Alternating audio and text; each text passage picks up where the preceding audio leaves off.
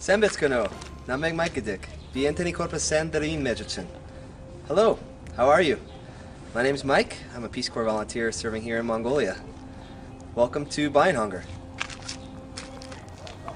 Sembeno, nameg Ashley Gidik, Biaromindi Nerjikten, Ato Mongolstan Rotek.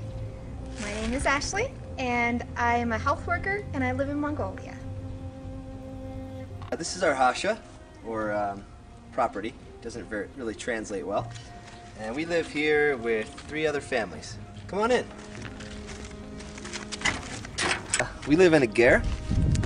That's a traditional Mongolian home. Basically hasn't changed for, about 800 years. It's pretty cozy. Want to see the inside of a ger? Come on. Alright, so this is our ping. We should be taking it off pretty soon because it's summertime, but we put it on in the winter to help break the wind, and you can store meat or other things out there to keep it cold.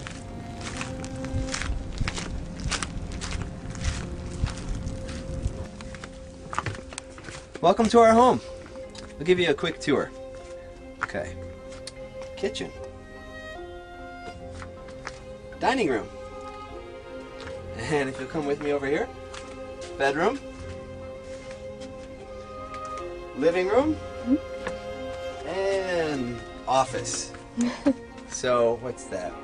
That's like a 5-room house in a pretty small area. But we like it. It's home. It's cozy. And it's been a great experience to live as Mongolians have lived for hundreds of years. Guys, welcome to our little home. I wanted to show you how big a ger is, actually how small one is. This is actually sort of a largish one for Mongolian gers. So if I start at the doorway here where I'm 5 foot tall and I can barely stand up straight here. Let's see, how many paces? 1, 2, 3, 4, 5, 6, 7, maybe 10 paces across, maybe. And then up at the top here you can see the windows at the top. This is called a ton. Ours is nice and big and painted, and you can open the windows in the summer, let fresh air in. During the wintertime we put a thick cover over it and sunlight comes through, but it's quite a bit darker than it is now in the summertime. Right now it's nice and bright and airy. You can also see up here these poles are what keeps the roof maintained. And the great thing about a ger is because of the structure, it moves well. So on really windy days, which are quite common here in the spring, you can sit in here and you can see the whole house kind of moving, but it never falls down. Well, living in a ger has been a fantastic experience for us. Brought us closer together, taught us how to appreciate the finer things. We can go in and out anytime we want, and that's also part of what makes it tolerable. The children that we're trying to help, many of them spend nearly their whole lives in their ger, and because of certain conditions that they have, can't really get up out of bed. And that's one of the reasons why we really want to build this care center, so that we can provide a place for these kids to get some stimulation, some treatment, to interact with other kids, and to give them some hope. And that's why we're hoping that you can help us out. And I appreciate you taking the time to learn a little bit about Mongolia and enjoy some great music and camaraderie, and hope you're having a great time. We miss you, and those of you that we haven't met, hope we meet you someday. One thing I wanted to mention, many of you are thinking, how far can my money go there? And this is always really important to know when you support a project. Well, something to keep in mind is you've looked around our house now. You've seen this is an average home that a lot of people in this country live in. And you can buy this exact same home for about $300 US. Could you imagine if your mortgage was $300 US? And even in Mongolia, that's relatively affordable. If $300 can buy a home, think of what your $100 will do to support this project. Today is National Children's Day. We're celebrating by traveling around the community with our counterpart Sidiv Surin, delivering some gifts to some children with disabilities. And this is kind of what a typical neighborhood looks like. We're on our way to visit another family and give them the child their Children's Day gift.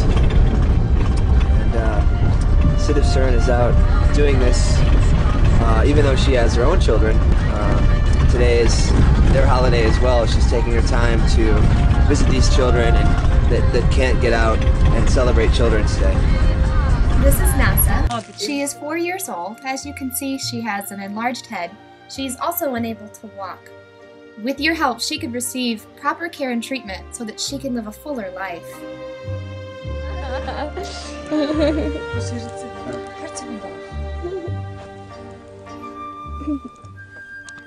Simbe, we took some pictures of him and we'll show those to you.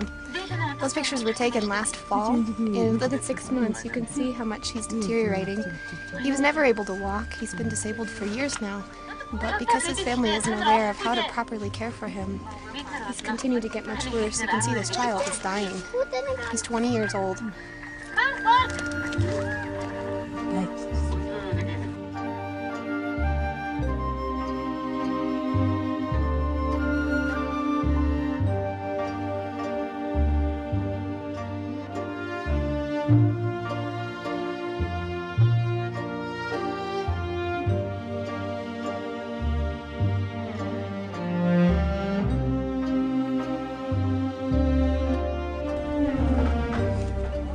Gumbat's situation is undeniably heartbreaking. The picture isn't always so grim. Our next stop was the Hishik Boyan's house. He's a happy and active little guy with a very loving family who want the most for his future.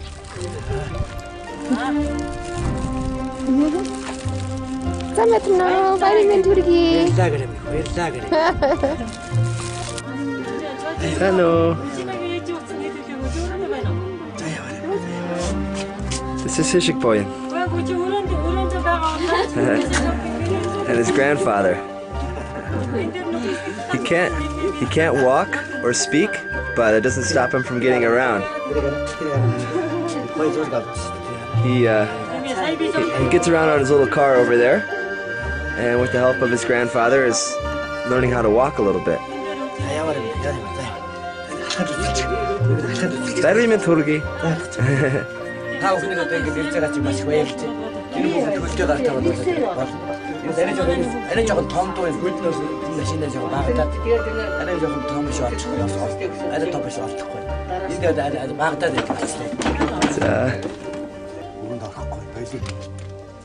So he and his grandpa have a really good relationship, and some of what his grandpa said earlier was that he wishes that his grandson could run around like other little boys, and it makes him sad that he can't. But even though he can't walk, he does have some use of his legs, and one thing they mentioned is they want to get a bigger car for him so that he can stretch his legs out a little bit more. So with some treatment, you know, he could really come a long way. Speech therapy, physical therapy, but he seems like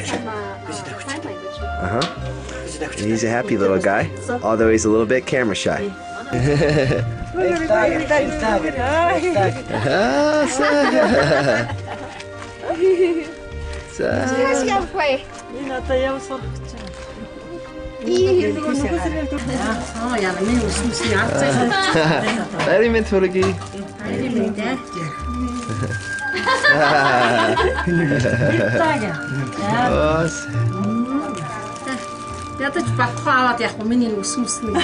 This is Saddletuya. Unfortunately, she's not having a very good Children's Day. She's got a fever today and isn't feeling very well, so we didn't stay here too long. She's 4 years old, and like many children that we've met here, has some form of cerebral palsy or a condition similar to that. But unlike children in the States, she's not getting speech therapy or physical therapy, and so her development has been very slow. But that's where you come in. Citiv Stern was delivering gifts to those children on Children's Day, and we're hoping that you'll help us with your gift to create a place where these children can grow and reach their full potential, and get the kind of treatment and stimulation that they need and deserve.